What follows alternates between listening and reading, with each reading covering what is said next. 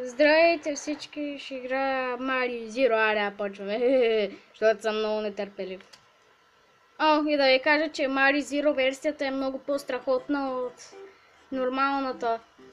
Може да използвате портали. Най-хубавото е, че когато свършите 8-я свят, може да читвате. Това е най-готиното. Имате читове, може да промените от Portal Gun на Майнкрафт и вече с кирката чупите нещата. Това е много готино. На оригиналния Марио не мога да премина на първия свят дори и половината му. А пък тука и последния свят успях да го завърша. И ще ви покажа някой друг пък как да хакнете нивата по много лесен начин. От левел едитъра. Левел едитъра наистина променя картата. После аз направих същото за мина. После използвах. После го рестартирах маппака. Ей сега. След малко се като свърши. Добре. Го финиширащия скок. Уи! Ето, порталите са много готини. 5000 се казва. Да. Това е наистина много хубаво. Наистина е много хубаво да имаш висок резултат. Под земята на оригиналната версия не можех. Тук Мари 0 много си заслужава да изтеглиш. Аз успях да мина последния свят. Последния. Само да знаете, ще ви се прииска да изтеглите.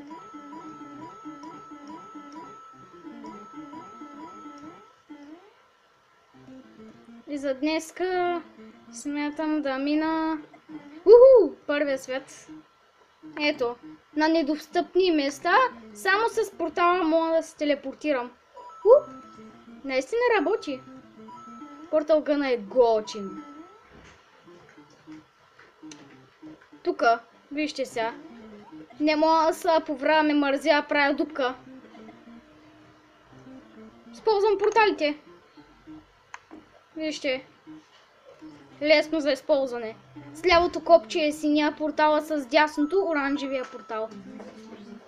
Световете можеш да си ги направиш както си искаш на опциите, но аз избрах да си оригиналното. И тук има много тайни, които знам. Например, тази кутия, която играм в момента, ми дава пари. Вече не.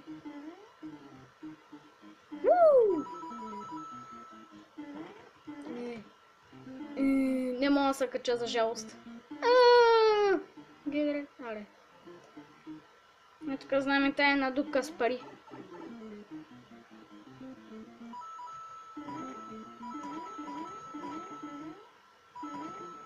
Се обещавам, че няма умирам.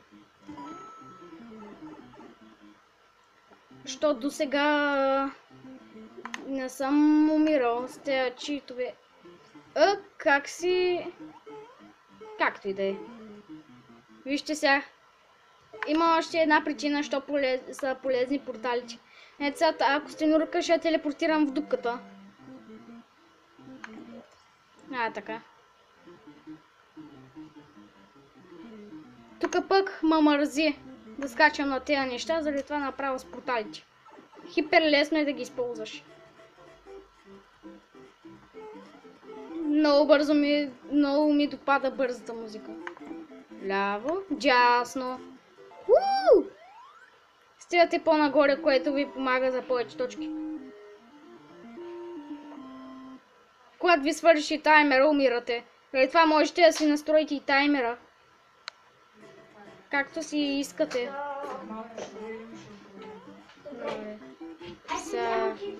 Това е една от най-омразната ми част. Боб. Гумбас will die. Скачаме. Задник. Аре. И да знаете, защото съм дете, не псувам. Защото майка ми ще му чуе. Разбира се. Не псувам.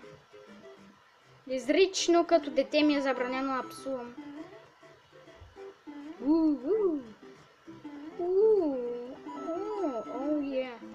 Парички, парички. Още 4 пари и още един живот. Когато стане 100, се рестартира брояча и ти дава един живот. Аре бе, шахто. Това е готиното на скачащи. Не! Поне няма да умра. Да почна от начало.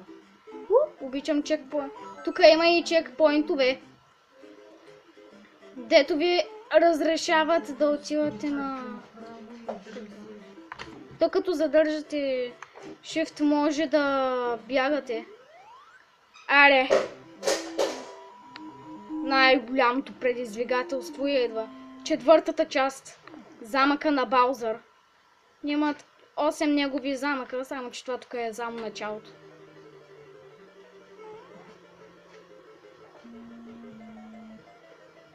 Тук.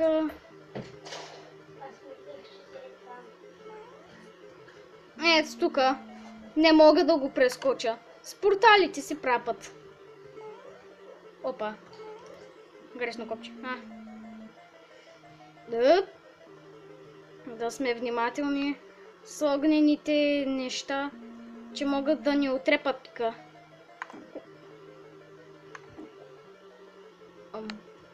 Моментът. Тук е ужасно трудно. Моментът е... Опа! О! Забравих да ви кажа, че Баузър може да изпуска огън, което може да ми направи пречка.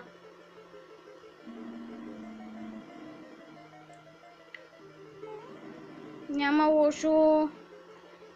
Мога просто да се телепортирам.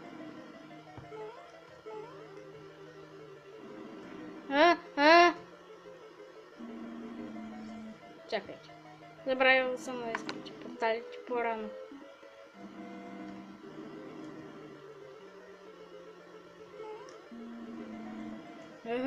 Трябва да сме внимателни.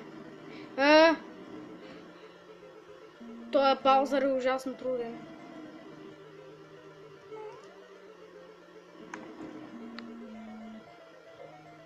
Оп! Като вземете тази брадва, той мост сега като се изпари, айде. Ето толт. Ако се прояви принцесата, печелите. Ето, but our princess in another castle. И това ще бъде всичко за днес. Лайквайте, коментирайте хубави неща, сабскрайбвайте и пожелавам хубав ден. Довиждане.